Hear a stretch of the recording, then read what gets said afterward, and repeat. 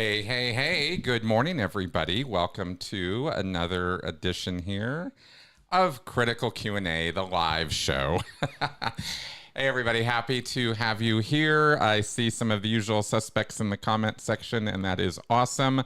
Let's go ahead and switch over to the chat view here, where they'll start popping up on the screen in a minute or two. And yes, hello, friends. So welcome to this live show for Sunday, July 23rd in the year of our Lord, 2023.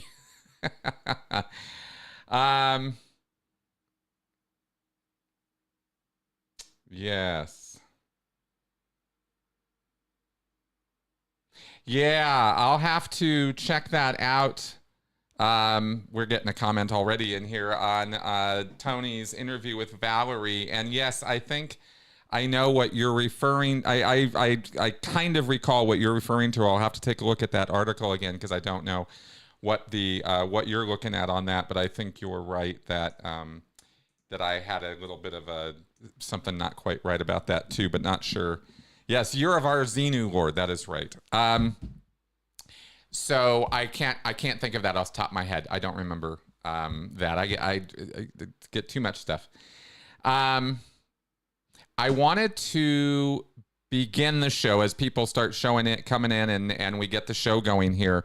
I was reading this morning, and I just thought this was, you know, I'm not the funniest person in the world, but sometimes I read stuff online that absolutely cracks me up. And one of the things I was looking at this morning that I was really getting a belly full over was the dumbest things a customer has ever said. This was on a social media site, and there was the whole thread of people contributing dumbest things that people have ever, that customers have ever said. And some of these, you know, I'm sure you guys have seen these things. Some of these are classics, but some of these were just so good, I just could not resist sharing them with you. Because you really have to wonder about people sometimes. I mean, but at the same time, I have to think, boy, have I put my mouth, you know, have I opened up my mouth, and the only reason I do is to take my foot out and put my other one in, you know, all the way to the knee. It's just awful. You know, here's a good question. What comes on the bacon, egg, and cheese croissant? Gee, I wonder. I didn't know there was beef in this chili. I'm a vegetarian. Oh, really? You didn't know there was beef in the grass-fed beef chili? Whiskey on the rocks, no ice. I'd like a whiskey on the rocks, no ice, please. Let's see. I'll have a black coffee with room for cream. I want the fish, but I don't want it to look like a fish. I'm vegan, so would you recommend the chicken? I want a burger. This is an interesting one. I want a burger without the bottom bun. I can't eat this because it looks too nice. Can I just have a normal salad, please?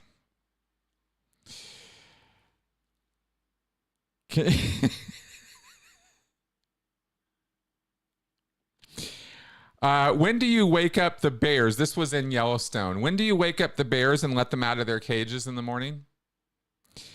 Let's see. Oh yes, at the hot springs in Olympic National Park. Can I drink the water? Yes, I very much would like you to drink that boiling hot water full of minerals and people stuff. Anyway.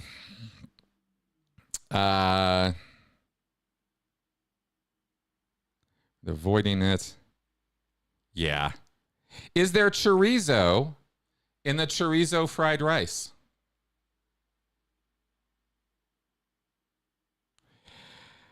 Yeah.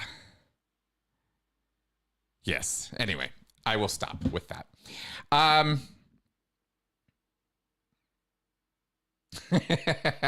All right. Good. So we got. I think we got enough people on board to get started here. And yeah, yeah, exactly. Okay, so if you all want to start asking questions now would be the time. And I will take them up one by one here. I'll have to take a look at the Substack here and see if I can see what this Valerie, see if I can get reminded of what this Valerie interview won. Oh yes, here's why the press should be asking Tom Cruise about Shelley Miscavige.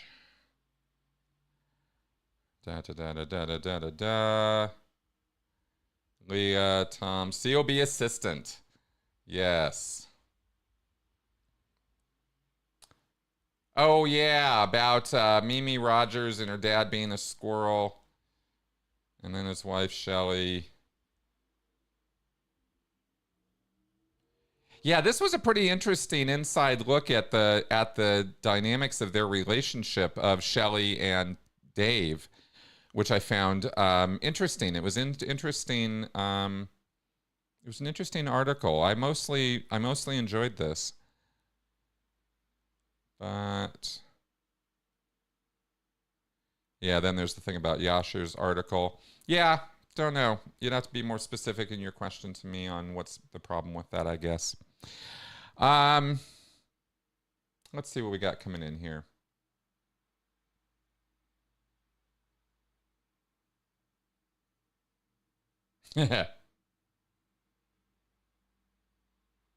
Oh, sure. Okay. All right. We got a couple coming in here. Let's go ahead and start talking about these. Adam Richards. Yeah. No, not exactly false attesting to OT8.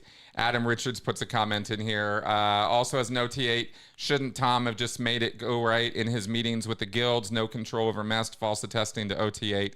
Yeah, they'll.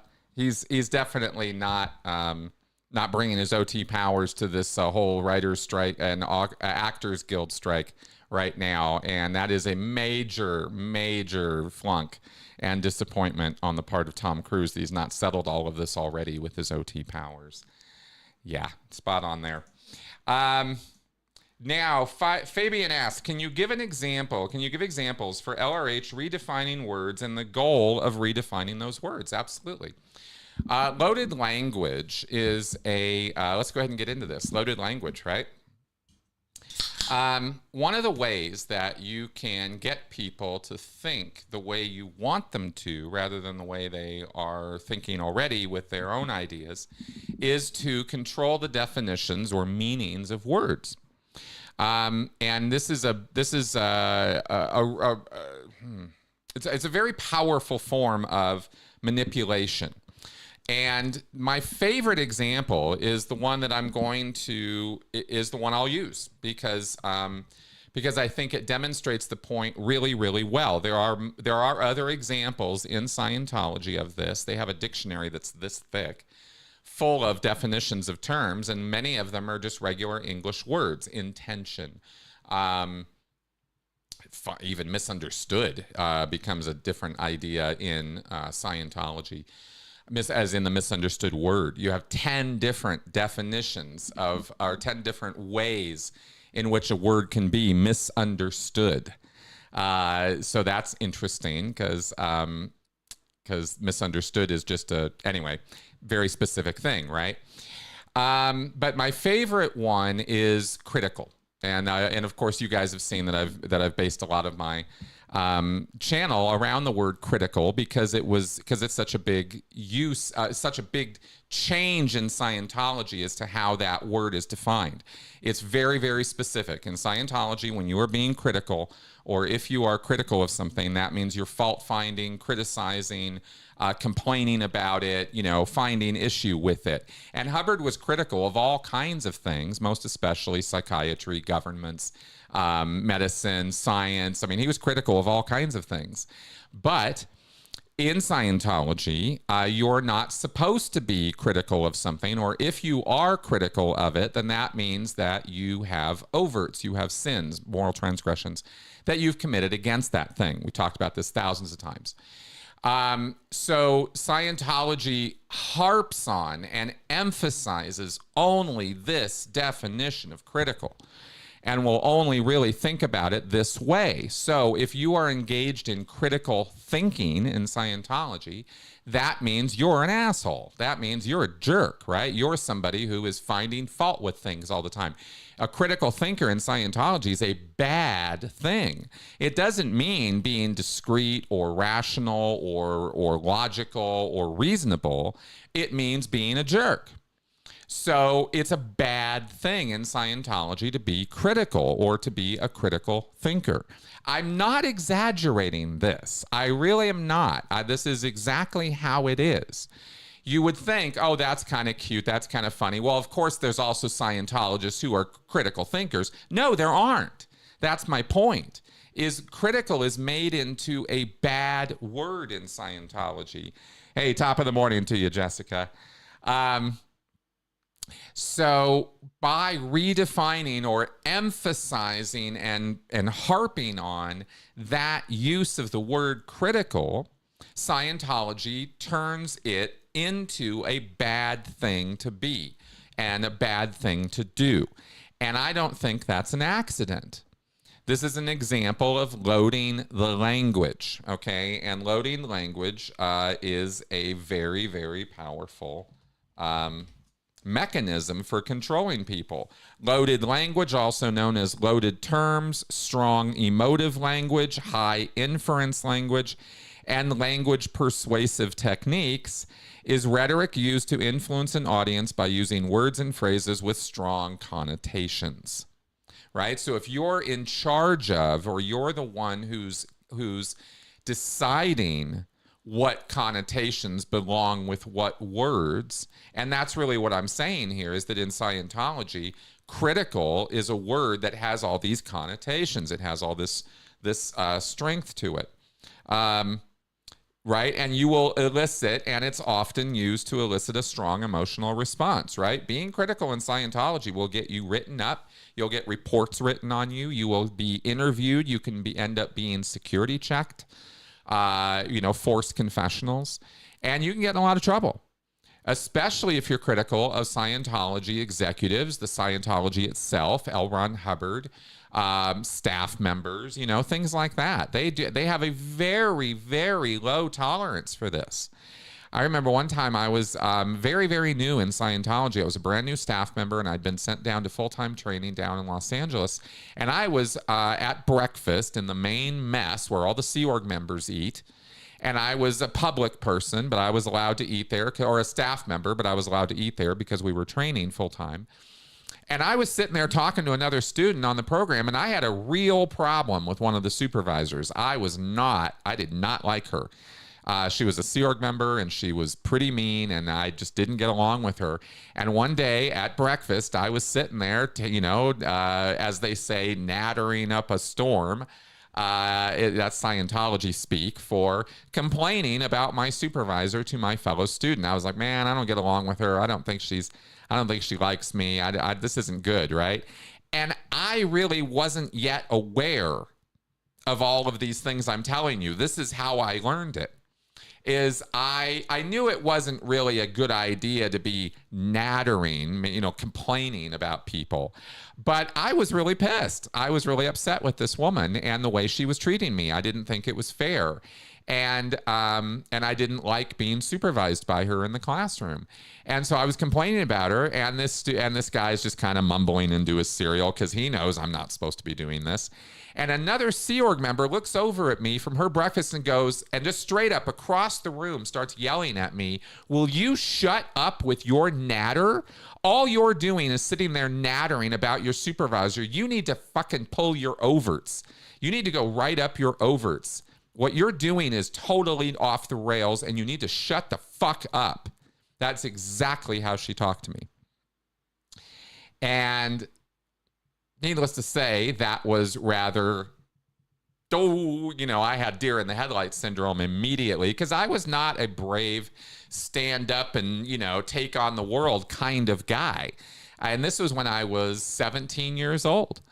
So I was a brand new staff member, and I was, and I was having this issue. And so that day, that guy I was complaining to and that woman both wrote a report on me after breakfast.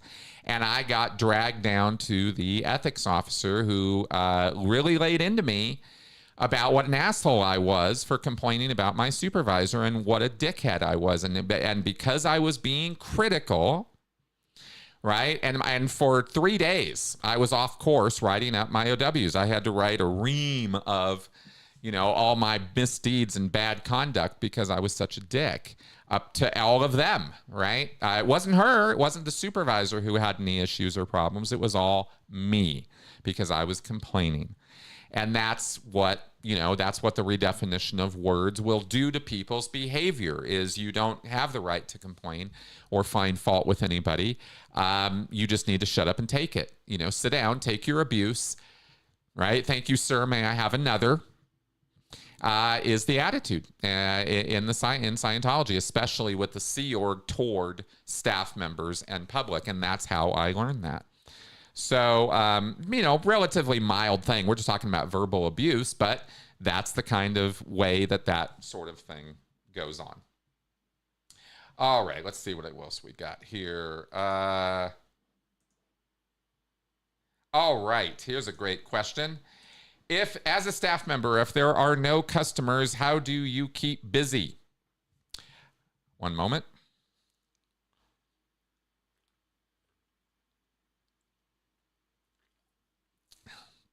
Thank you.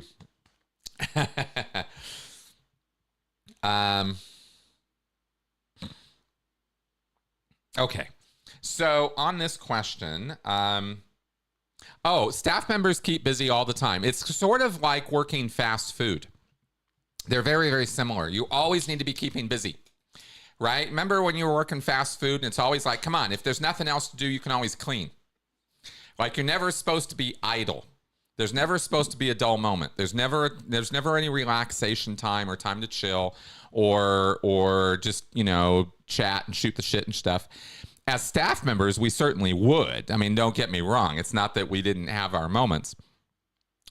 But what you're supposed to be doing is either, you could write letters to public. You're supposed to, every staff member has a letter quota and recovery quotas and income quotas, in addition to doing their usual job, the thing they're actually assigned to do in the organization.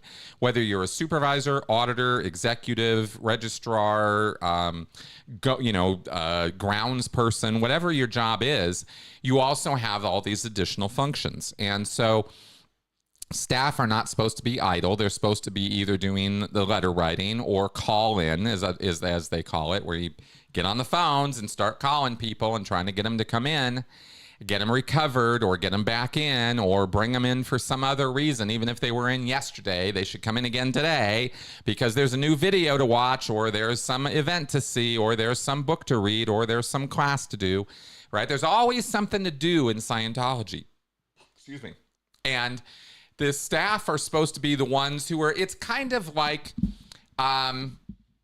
what's that job where motivators, like these kind of motivational coaches, right? That's kind of the idea of a staff member, is you're always up, you're always going, you're always enthusiastic about getting people in and doing stuff with them and getting Scientology across to people. And you're supposed to be like the self-starter kind of person who can always just get things going or get things done. And there's always backlogs of filing or paperwork to do, if nothing else to do. So there really isn't ever an excuse as a Scientology staff member to not be working, to not be on the job getting stuff done. That's really the truth of it. And there is always work to do because Scientology has really big ambitions, and the staff there's always too few staff with too much to do. When it comes to clearing a city or clearing a country or, bringing Scientology to the world, well, we're not done yet. There's still Scientology to bring. So let's get to it. Right. This kind of is sort of how it is in those groups. All right. Let's see what else we got here. Oh, that's right. That's right. Yes, this line here. You nailed it. That's exactly right. According to Valerie, David asked Tom to refrain from relationships while David Miscavige was undergoing litigation. Would have brought bad publicity, apparently. Not sure about that myself. Yeah, that sounded weird to me. I don't think that's true. And Tom himself was certainly expressing interest in, if you were all reading the celebrity media recently, and I don't make a practice out of this, but Tom Cruise tends to be on my radar a lot. And so if you were reading the celebrity media about Tom recently, you saw he was pretty interested in Shakira, to the point where it was reported that Shakira's handlers and people were kind of like, could Tom get the hell away? She's apparently not interested in connecting with Tom, and good for her. So I don't know. I don't think Tom's taking a break. There's always conjecture about who Tom's hooking up with, or who Tom's latest, lady is, or whatever. So I don't, I mean, if DM asked him to do that, fine. And if he's doing that, fine. But maybe I'm just, reading, maybe celebrity media is just, making stuff up. But it's certainly possible. And if David asked Tom to do that, Tom probably would. But I don't know. It just seems like a pretty unusual ask, and I don't see that it makes a lot of sense to do that. But since when do things in Scientology have to make sense, right? So, yeah. All right. Well, exactly, Enzo. As I was going on my roll about critical earlier, see, there are certain things in Scientology that you are approved to be critical of, psychiatry being at the top of the list. So there are the enemies of Scientology and the people that David Miscavige or L. Ron Hubbard ridicule, or certain other individuals, you can be critical of them all day long and nobody in Scientology is going to bat an eye. So it's a complete double standard, and another example of a double bind, where you are forced in one area to do a thing, but then there is another area where you're totally not forced to do that, or you're forced to do the exact opposite of that. So in Scientology, in a way, it's kind of the cultural thing to be very, very critical of psychiatry, and to be very, very critical of critics, of Leah, for example, or Mike, or things like Alex Gibney. You can say anything you want to about what fuckheads they are all day long, but you don't get to complain about Sea Org members, and that is what we call a double standard, right? So yes, very, very, very prevalent in Scientology are those double standards. I do not yet. Atypical Paul asks if I have any comments about the news coverage over the T-Rex killer, this Gilgo Beach killer. I do not. I have not dived into that story actually at all. I've only seen some headlines over the last few days and noted, okay, serial killer, another guy found. Probably eventually I'll find out something about it. But for now, I don't really actually know enough to even comment on the story yet. Sorry about that.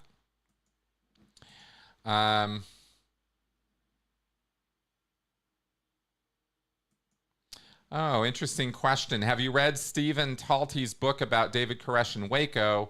Very interesting, but also very disturbing. Millenarianism seems so strong in some cults. I'm going to have to remind myself as I'm sitting here.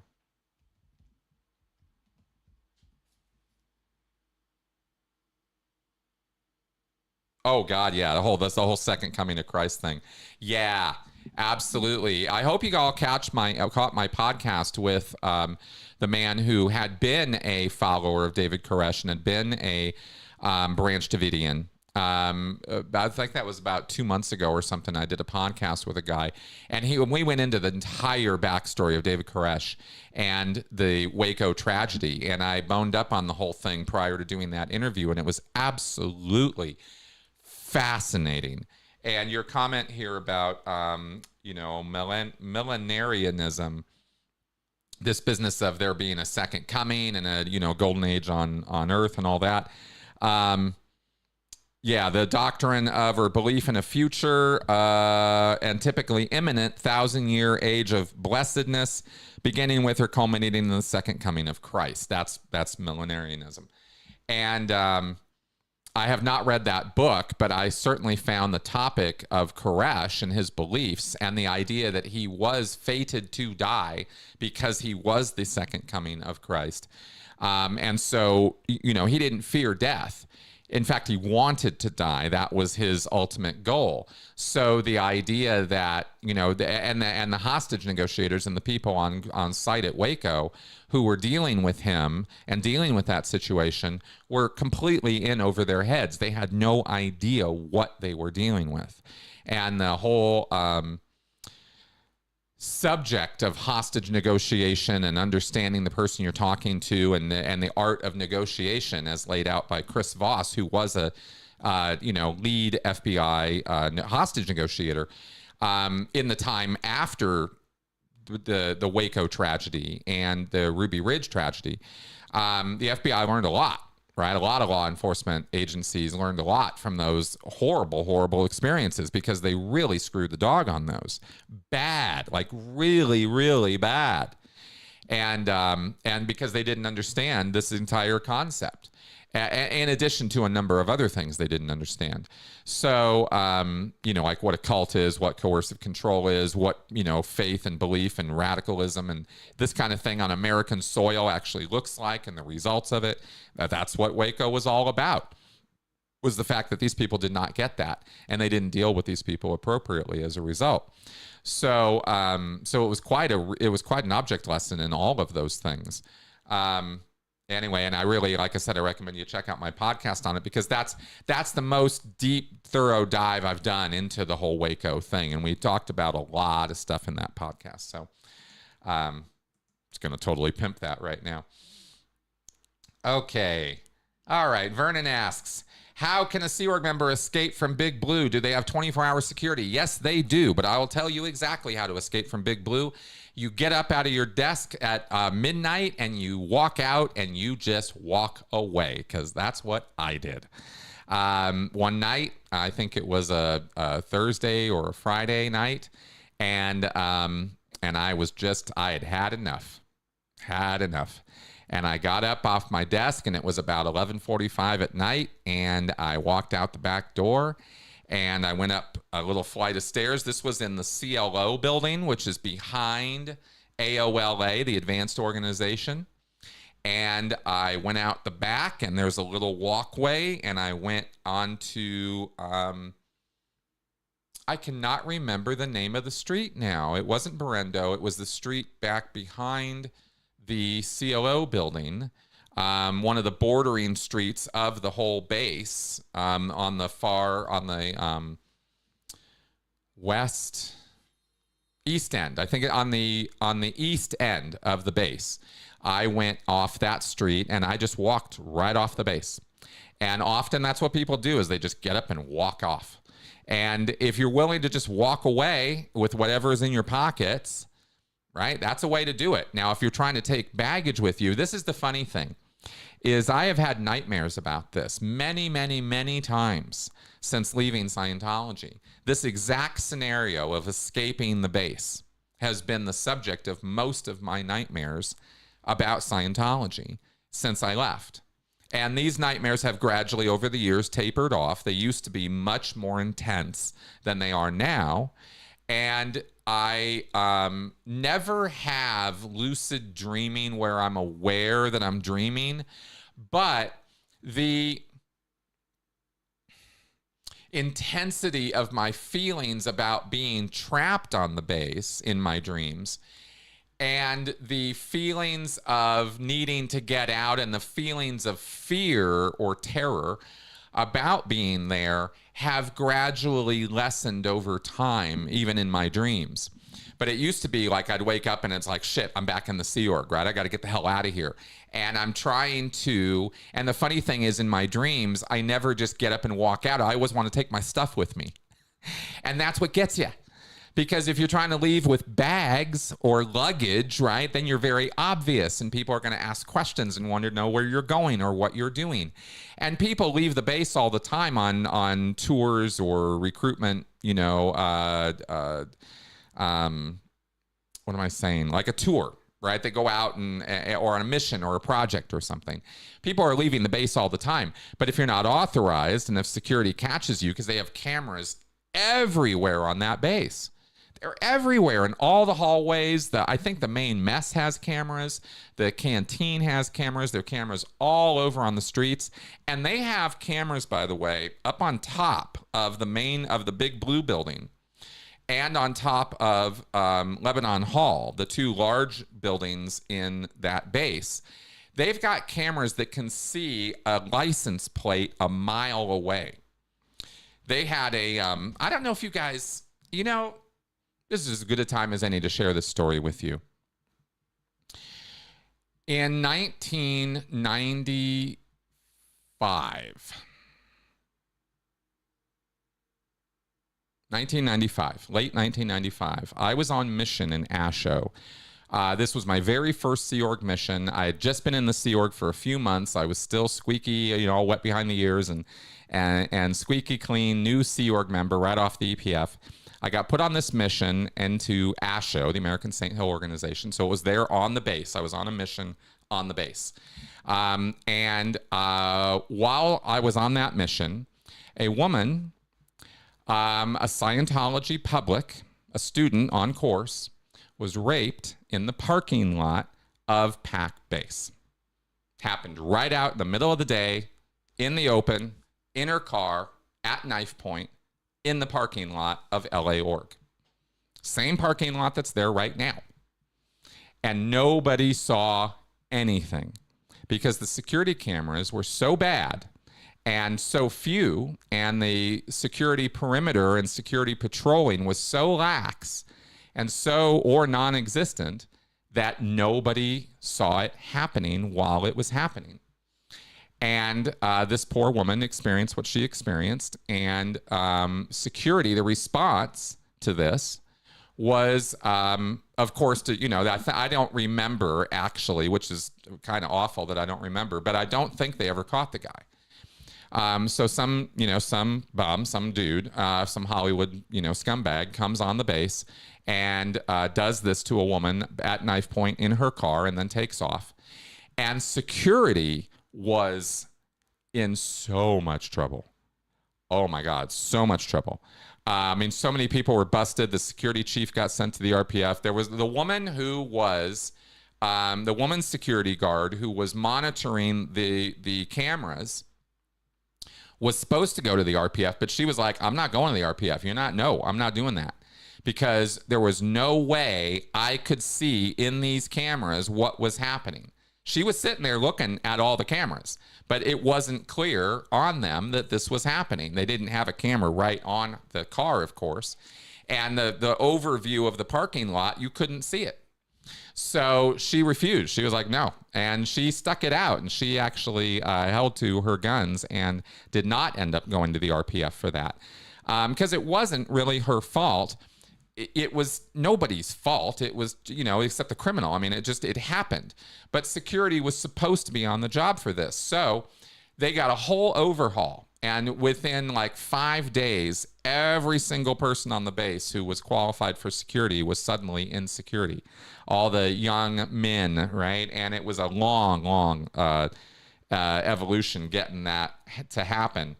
And that's why I know about the cameras, is because there was this great big shakeup, and they changed all the cameras. They put, they invested like a couple $100,000 in the computer system and security system of PAC and upgraded the entire security apparatus. And so that's when we got the cameras on the roof that could see a license plate a mile away. They went hog wild with security, and they really upgraded the security game. And they did it, to their credit, to prevent something like that from happening again. That's for real. They really did do that upgrade because everyone was so horrified that something like that could happen on a Sea Org base. It was unthinkable. Nobody imagined that could ever happen. There were security guards on bikes running around the base all the time. There were cameras around. How could this happen? Well, it happened because it was all just sort of a fake security. It wasn't a real security, and they changed that situation. Of course, the new security chief was probably one of the biggest dicks I've ever met in my life, and to this day, I despise that guy. But that's neither here nor there. So anyway. Yeah, well, I think Hans, I think this is the answer. Is that this was in 1995 that this whole incident went down at PAC base and caused all of that to happen. So that's what I got for you on that one. Kind of went a little far afield on that. I hope that was a decent answer. All right, Fabian asks, you showed us a book of Scientology exercises. Were they all intended to induce trance? Where did LRH take this 300 exercises? You're talking about the objective processes. These are auditing processes, not exercises. They are things that an auditor does on a pre-clear. I've got somebody right now writing to me who keeps insisting that you can do solo objectives, that you can somehow do these on yourself, and you can't. That's not how they're run. Yeah.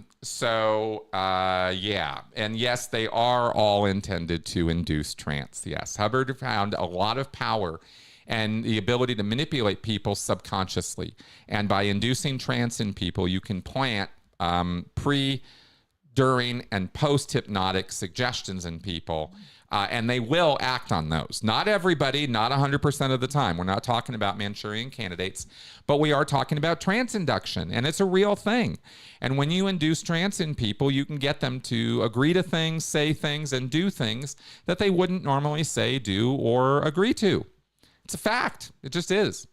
And objective processing is all about that. It's about getting people under control. Hubbard literally says that. He says the whole point of objectives and the whole point of doing these upper indoctrination TRs, which you could consider exercises, that's where you get into the TRs. But the auditing is the auditing, and that's where it really comes on strong. The TRs are bad, but they're nothing compared to what the auditing is doing to you. And that's where you get, put into places that you really shouldn't be put in terms of psychological states of being. So so you're talking about the objectives handbook there, kind of auditing in Scientology.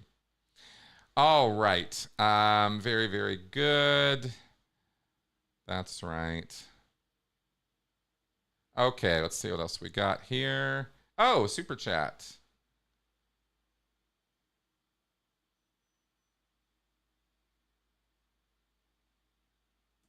Oh, you're going to this is an interesting question. Adrian asks, are you still monitoring your Patreon, or is it not worth it as a revenue stream for you? I see you post a lot of clips, but no new memberships are available. Could you please clarify your question for me? Because I don't understand what you mean when you say no new memberships are available. I monitor my Patreon status daily.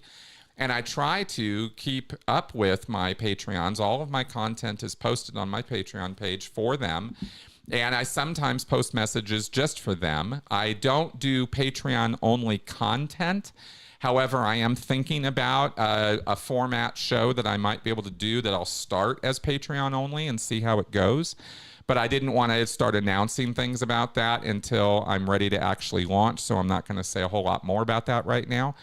But I'm very, very, very heavily dependent upon my Patreon supporters. That's what pays my rent, is my Patreon supporters. That's what keeps the lights on here, is mainly that, not my YouTube income. YouTube is not as, that's not how that works. So yes, I very, very, very much care about my Patreon supporters and the memberships there. So if there's a problem or issue, please clarify and let me know what that issue is, as I will address it. I want my Patreons to be very happy people. Some of them don't want to be acknowledged or known about particularly, or get special treatment. And they tell me that. And so that's why you don't see me necessarily always announcing or talking about my Patreon supporters. Although I am also, again, thinking about maybe doing some kind of a producer credit roll or something at the end of my videos, acknowledging my Patreon supporters. That's an idea that's been given to me that I thought was a really good idea that I might implement. But I wasn't exactly sure, because a number of my supporters have said, don't acknowledge me. Don't have to say my name. I don't do that. And so I'm a little bit, do I, don't I? Do I, don't I? You know, these are kind of one of those creator conundrums that you run into. Is I want to acknowledge people for supporting the show. I want to express my thanks and appreciation for that. But at the same time, I want to respect their wishes and not, you know, post their names if they don't want their names posted. You know, it's not a, I think you can see who my Patreon supporters are if you really want to find out. But I don't know, maybe not. I haven't that, you know, I don't know that it's a confidential list necessarily. So anyway, that's what I can say about that right now. But please do clarify your question, and thank you for the super chat. All right, let's see here. Yes.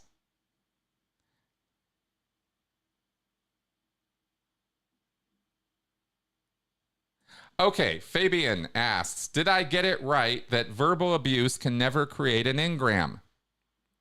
Correct. In order for an engram in Dianetics to exist, an engram is defined as a moment of pain and unconsciousness. However slight, you know, however short a period of time, if it contains pain and unconsciousness as part of its content, then that event or incident would be considered to be an engram. And you cannot give somebody an engram with words. What you can do with words is you can re-stimulate an engram. So you say the things that approximate the words in someone's engramic experience, and that will bring it back into the present in the person's mind and cause the somatics, the pains and discomforts and associations connected with that engram to start impinging on the person's body and mind.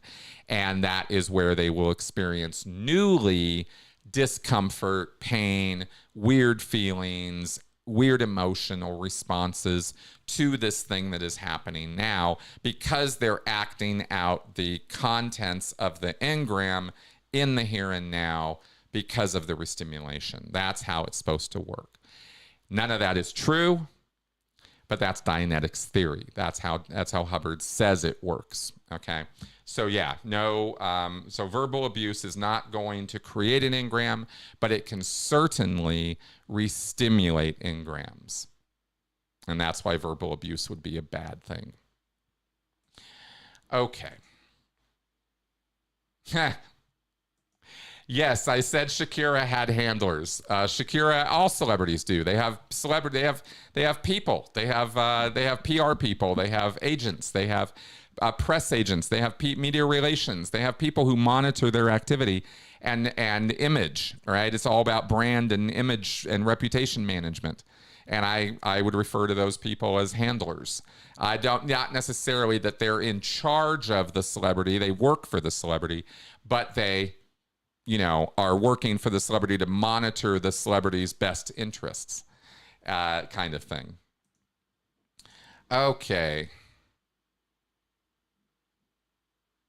You know, this is a question I've had for a long time. Also, Uncle Radley, why do you think Tom Cruise doesn't just hook up with a regular Scientologist instead of some super famous person?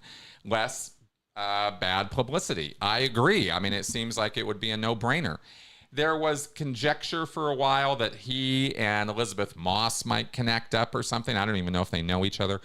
Probably do, right? But I don't know. It's not like there are not beautiful, wonderful, amazing Scientology women for Tom Cruise to connect with, but he just doesn't go in that direction, and I have no idea why or what any of that is about, but it certainly would make life easier for him. Okay. Carry on here. All right. Okay. Vernon again. How many Sea Org members who escape become homeless? I only know of one. Two. I know of two.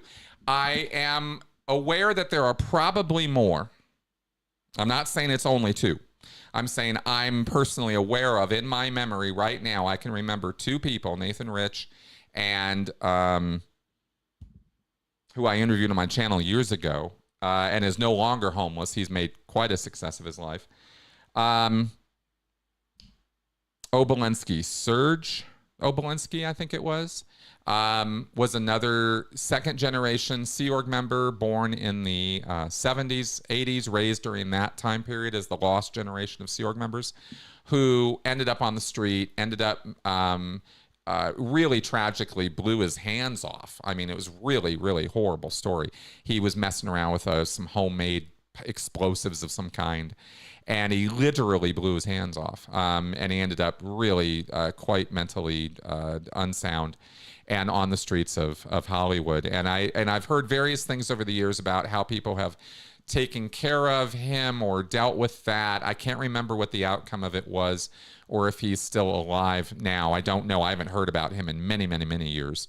But those were the two that I knew of. I'm sure there were or are others, who just don't end up on the winning side of the equation after they end up leaving. And that's one of the tragedies of Scientology. And both of the people I'm talking about were second generation Scientologists, right? Whose parents just didn't want to have anything to do with them, to the point where they were on the street and they still didn't want anything to do with them. It's awful. Okay, let's see here.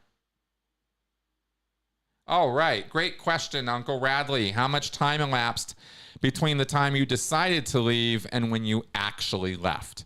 Not much. The point where I decided it was time for me to leave the Sea Org was in December of 2011.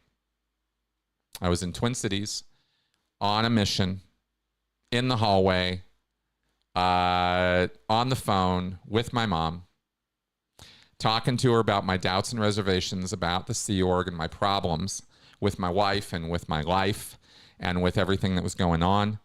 And I decided then, I was like, I think I actually don't want to do this anymore. And my mom was like, cool.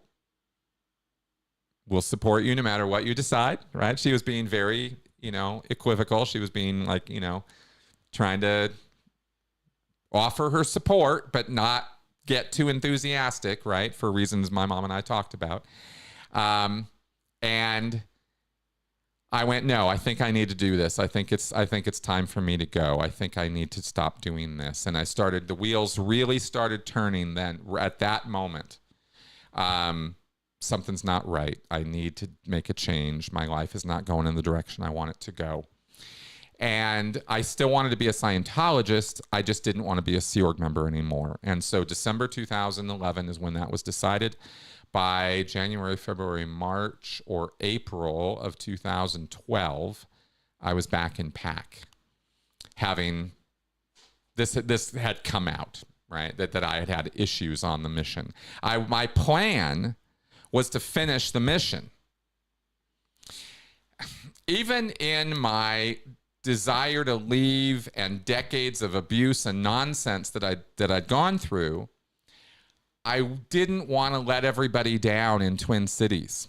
I had been out in Twin Cities, Minnesota for a few years off and on as a Sea Org member, trying to make the Twin Cities organization, the church there, expand. And we opened them up in the new big building, and there were all these staff, and we were working with the staff, and I liked all the staff. I considered these people my friends as well as people I was working with, and I loved it there, and there were some of those people that I really, really liked, and I wanted to finish the mission there and get it to a done, and then I was going to go back to PAC with a success under my belt and say, I want to leave.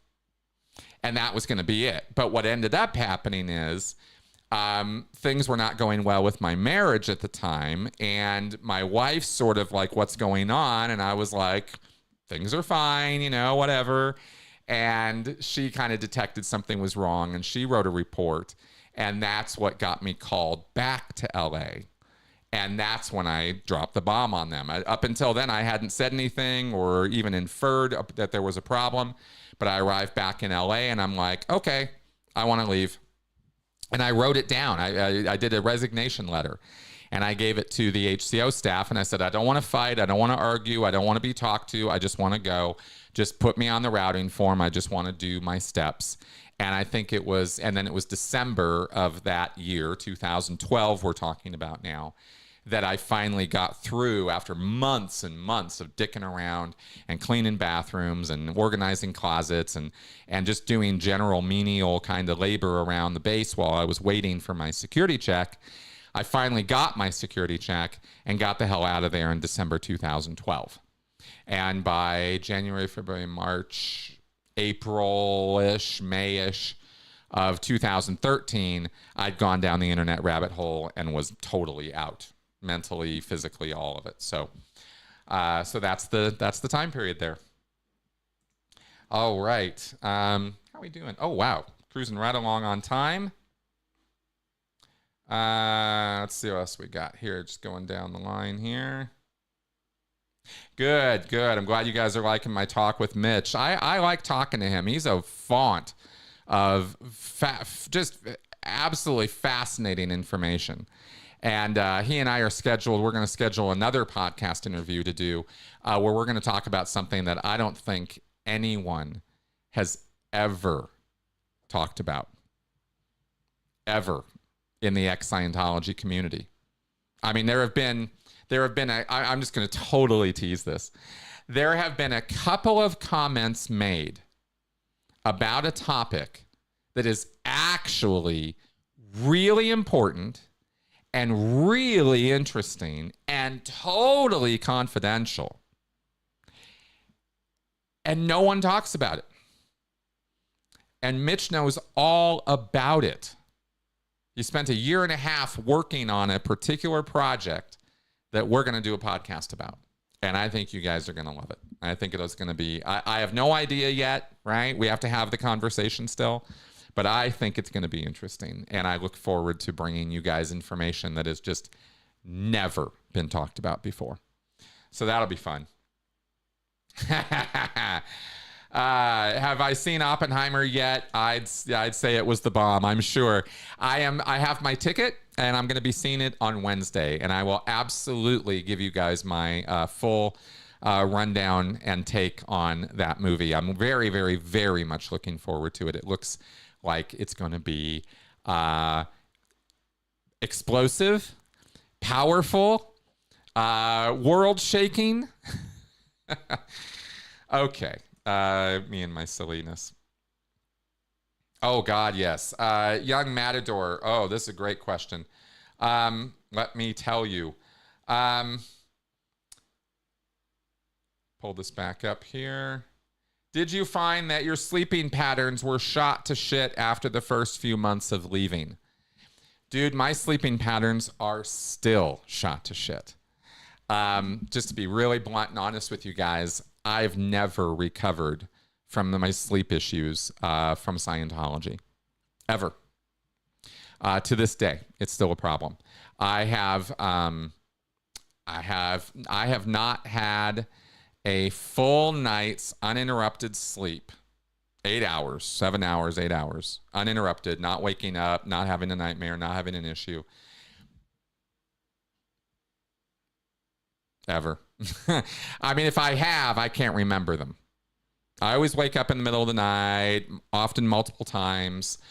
Sleep is erratic, sleep is difficult, and the Sea Org and its constant messing with me for decades is absolutely one of the reasons why. I have no question about that. And even 10 years out, I still haven't really hit on the exact, secret sauce for how to fix that. It's a big, big problem. So yeah, that's a thing. And I don't think about that as a PTSD symptom because I'm not having nightmares as much anymore. It's not that, but it's just irregular sleep patterns, right? It's just trying to figure out and do it and execute it. Just hasn't been possible, right? And I wake up at weird times for all kinds of weird reasons.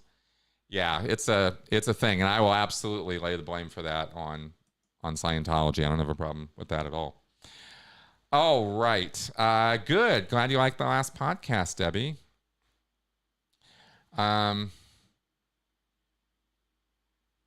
Well, ex-Scion, when I walked out the door on the last day after being on staff, I briefly wondered if I was giving up my chance to save my immortal soul, to stop the endless cycle of death and rebirth. How about you?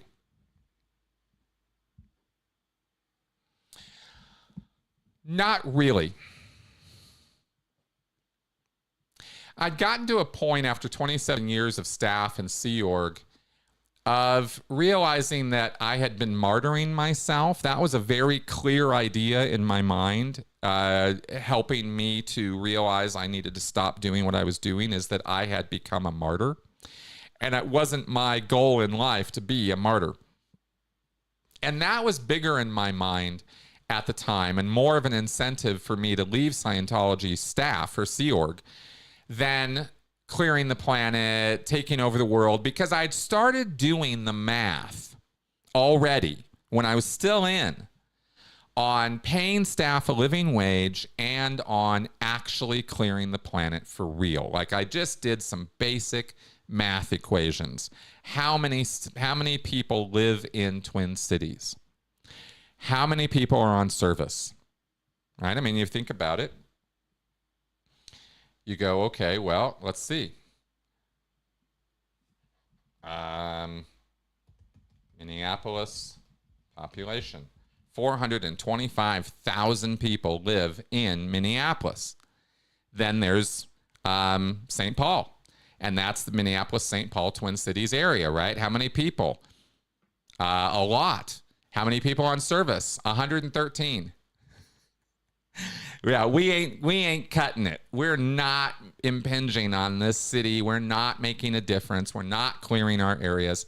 And I had come to realize what we were talking about, clearing the planet, was not a pipe dream, but it was a much longer activity than anyone in Scientology was acknowledging.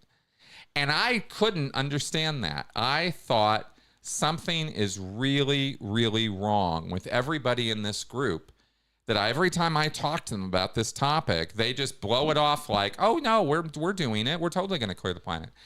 Like, it was obvious to me, nobody was thinking at all about this thing. We talked about it all the time, but nobody was really thinking about it. And I was like, how is this possible? This doesn't make any damn sense. And then, so the idea of clearing the planet was already, to me, I already realized it wasn't going to happen in this lifetime. It was impossible. The numbers tell you that immediately. So I had already given up on the idea that we were going to clear the planet in this lifetime.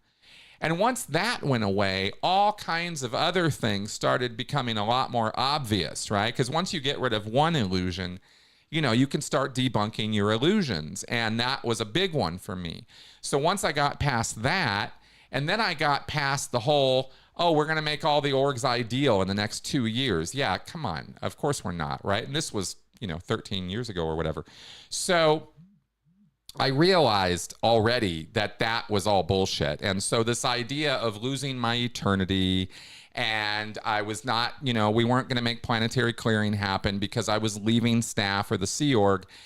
I was not guilting myself about that aspect of things anymore because of all the reasons I said there. So that's how I felt. I was not, the martyr thing really was the big deal for me. It was like, oh my God, I'm being a martyr.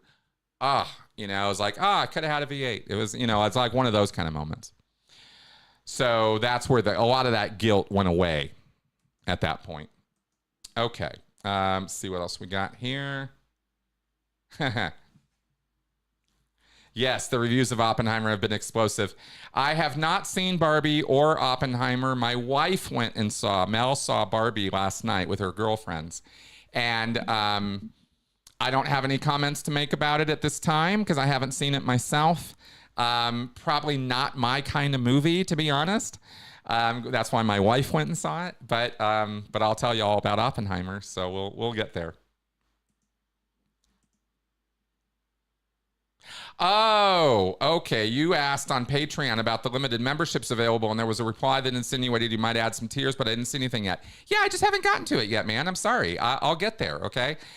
You can give any amount of money you want on Patreon. I'm not ignoring that. I just haven't, I got a to-do list that's this long. And my Patreon membership tiers are not at the top of that list. And so that's why I haven't gotten to it yet, but it's on a Post-it note on my desk to get to. So sorry if I come across a little like whatever on that, but I'm like, you know, if you want to support me on Patreon, you can do so. There's nothing stopping you from doing that right this second. And it doesn't require any, you know, me redoing my membership tiers to do that. I will get to that, but I haven't done it yet. So sorry about that. Oh, I don't remember. Question, is your final work of your bachelor's degree available to read anywhere? I'd be very interested in reading it. I did not post it. I don't think I posted it. No, I did not post it yet.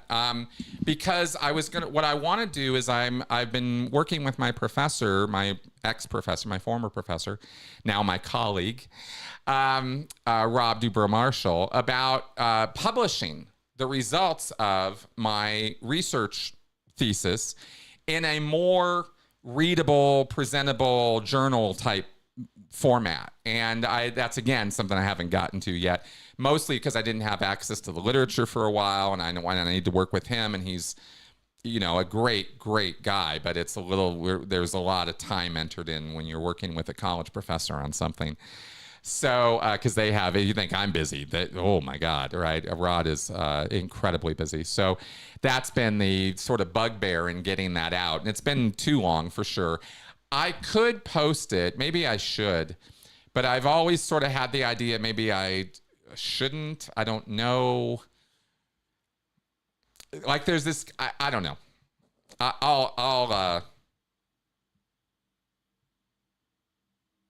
I should post it, shouldn't I?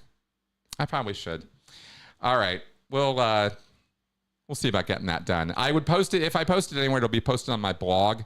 And if I haven't done it already, I know I posted a couple of papers that I wrote on my blog, but I don't think I posted my research thesis. So I'll give serious consideration to doing that. And if I do, I'll get it up in the next few days.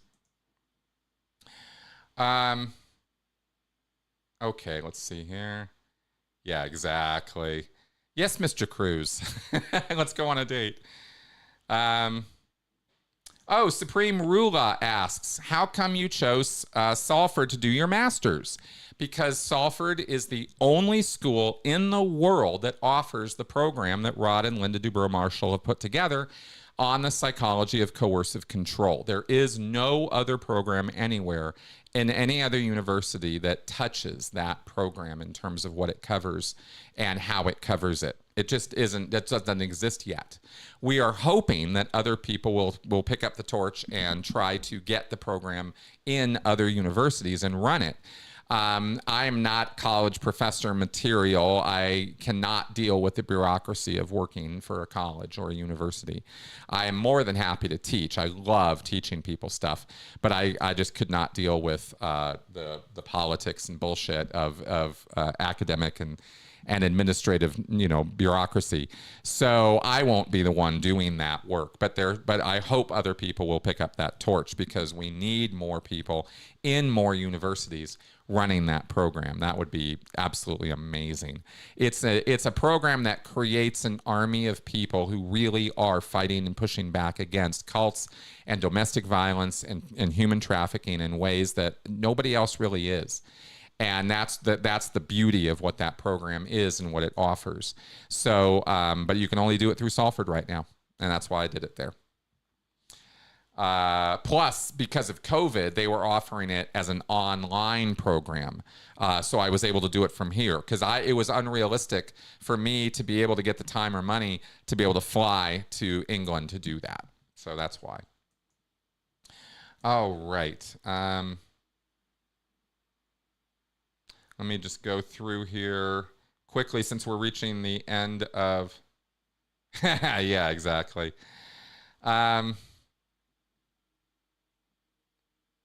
Oh, got it. Thank you, Adrian, for this follow-up. I just changed my membership to custom. I was insisting before because I couldn't find the option on the website. It's a little hidden. Fair enough. Absolutely fair enough. I will be expanding those membership tiers, but Patreon's not super obvious about the fact that you can sign up for any amount that you want, from $1 to 10,000 or whatever. And yes, it's totally fine with me if any of you sign up for $10,000 a month. Okay.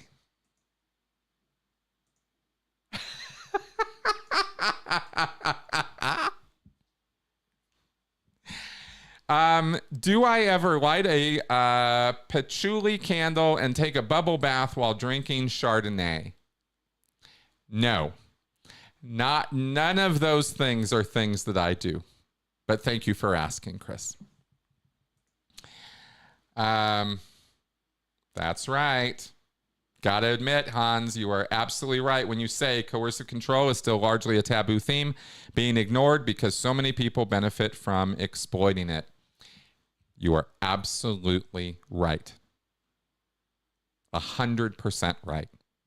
You would be amazed at the levels of duplicity and deception that exist in every level of our society around this stuff. And there are an awful lot of people who do not want to be exposed for the controlling, coercive people they are. That is absolutely true. All right, let's just take a quick look here before we start wrapping up. Okay, great question. Let's wrap up with a good one here. How tough is it to get someone to leave a cult? I heard somewhere that getting a cultee to start considering their leader is wrong about one subject starts them down the road of questioning everything. Absolutely correct. Another way, another avenue of approach is to educate or inform the person about other cults, other abuses, other groups that do stuff, not theirs, not their leader, not their group, other groups, right? You want to get somebody out of Scientology, have them watch Shiny Happy People, have them watch Wild Wild West.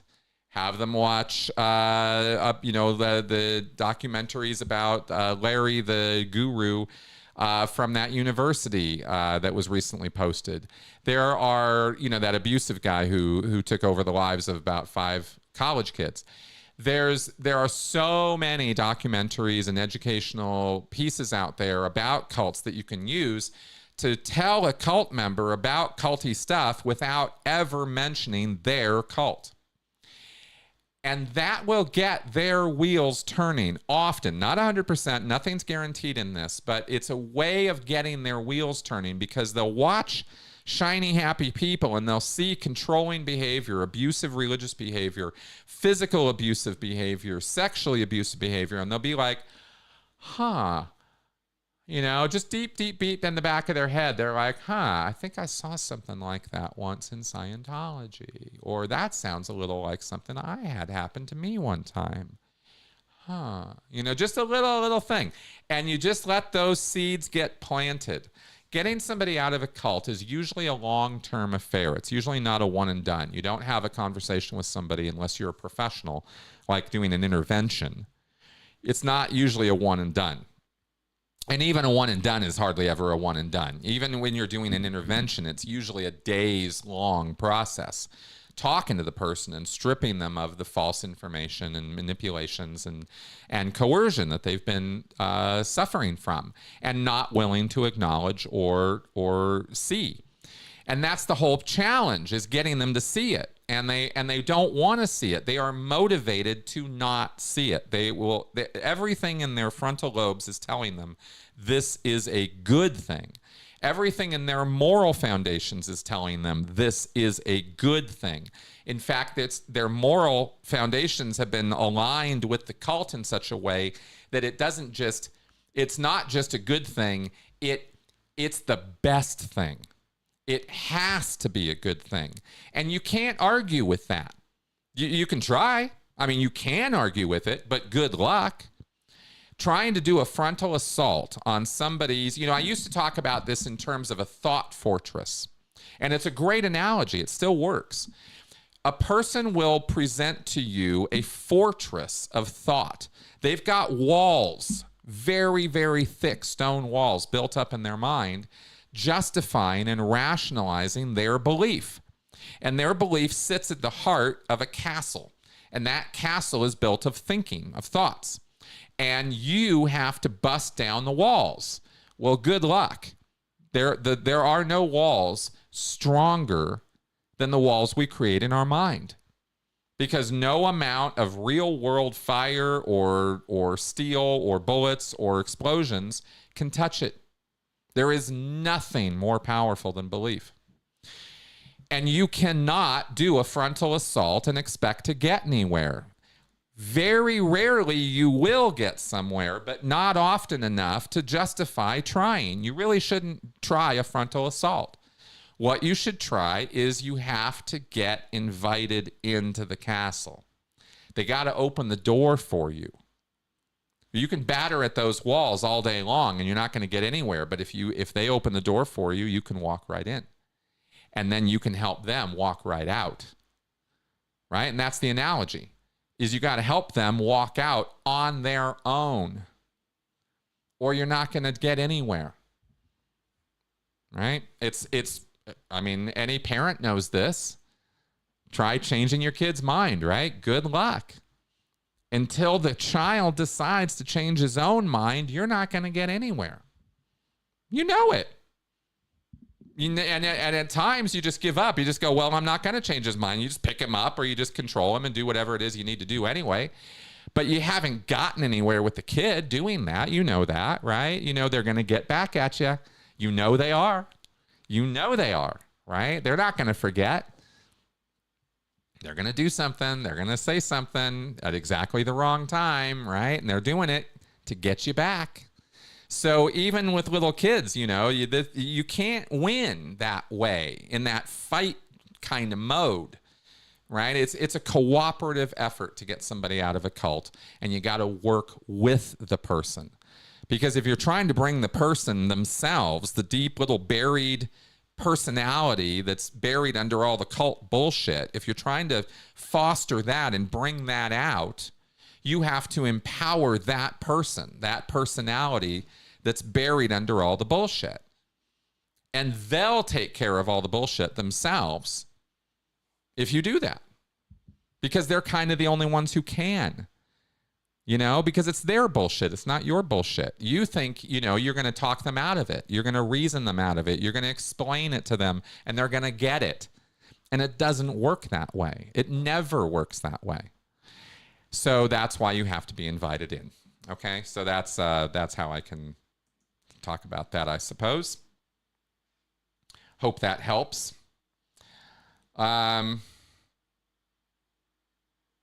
All right. 1 million Namibian dollars.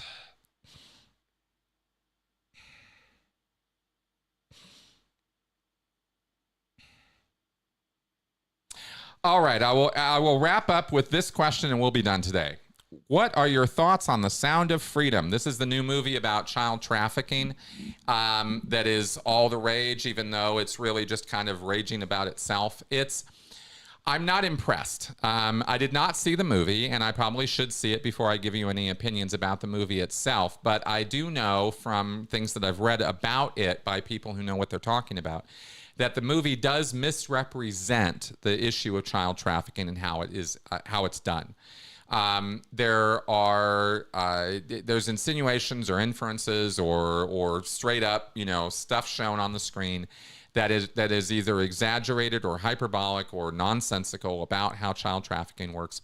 Child trafficking and child labor trafficking and sex trafficking are very, very huge problems on this planet. They are not small problems. They're huge problems. But they are not fought by, you know, white saviors who, you know, go off the reservation and decide that they're going to be white knights and they're going to take care of it all. It doesn't work that way. The problem is huge. It is multinational, international, in other words. The governments don't get along on this. Cultures don't get along on this. There are all kinds of problems with how to deal with human trafficking. This is a subject that I've studied academically. I've read papers on this. That's been my mainline experience with it. I've discussed it with some people who are in the industry who know about it. And it's nasty, nasty, nasty stuff. But it doesn't really help when it's misrepresented. You know, raising awareness is good, but raising awareness in such a way that people have completely wrong ideas about a thing isn't really as helpful as it should be, because then people think the solutions are to do something other than what you really need to do. And that's where we lose the plot. And that's why movies like Sound of Freedom do us a disservice, because they don't accurately represent it so badly. They don't represent it that people think that by paying for tickets to this movie, they're somehow going to be fighting child trafficking. And they are not. Not one dime of what's happening with that movie is helping child trafficking. At least not that I've seen. So that's why I have a problem with that, you know, with the media fervor around that movie. I don't have a problem with somebody making a movie or glorifying themselves or being on an ego trip. And apparently that's what the guy who's behind this movie is kind of about. Fine. You know, all kinds of people do that. But that's Steven Seagal behavior. And let's not misrepresent that as some service to humanity.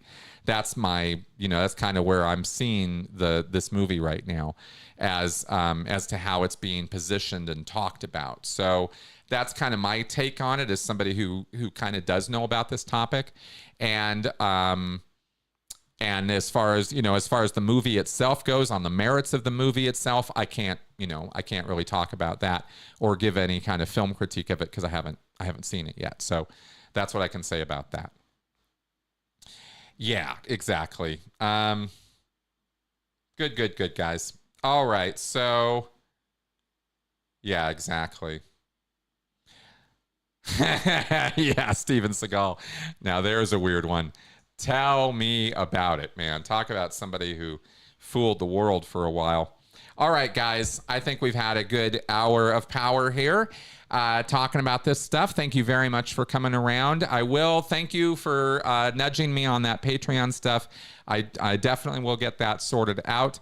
And I've really, actually, now that you bring it up and now that I'm actually sitting here thinking about it, the reason I haven't acted yet is because I modeled my Patreon levels or tiers around Scientology IAS membership levels. And I've been sitting here thinking to myself, do I want to continue that motif, or do I want to change the levels up to something else, some other theme or motif? And I'm thinking of doing that. And yeah, I think that's the problem or issue, if I'm remembering it right. But it's been a while, so you're right. I do need to go back and take a look at that stuff. So I will do that. All right, guys. Wonderful chat today. Thank you very much for coming around. It was fun talking with y'all. And on that happy note, I will see you guys tomorrow after Scientology, Straight Up and Vertical, and usual content. All right. Bye-bye, guys.